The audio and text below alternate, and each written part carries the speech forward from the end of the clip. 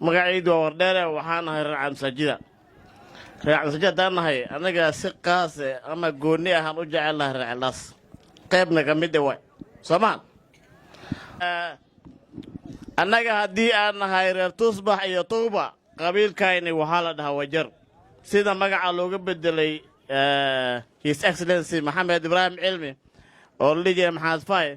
qabiilkayni waxaa waayey reer wajar waxaa reer wajeer dhib keenay qabyaalad masuq maasuq iyo qof jeclaysi fikrad gaaban oo laga fikiray wajeer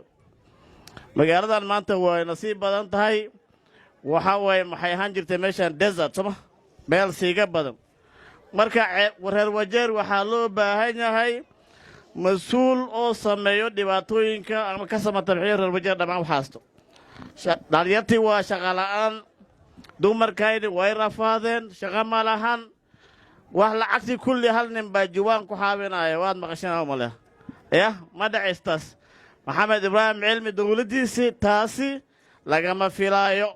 aniga waxaan rabay kursiga senate intaanan deputy noqon governor walba oo wajeer ka taagan aan la kulmay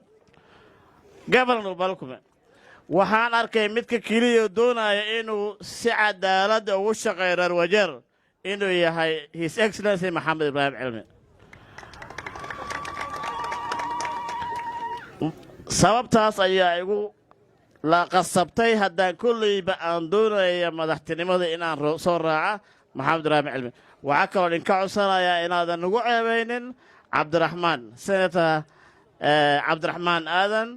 oo la dhahaa cadow jua magaca cadow magac qof kalaa jira cadow leh marka cabdiraxmaan haddaad tirahaan kolley bay ku qoran tahay cabdiraxmaan aadan baa la asagana inaad soo doorataan senator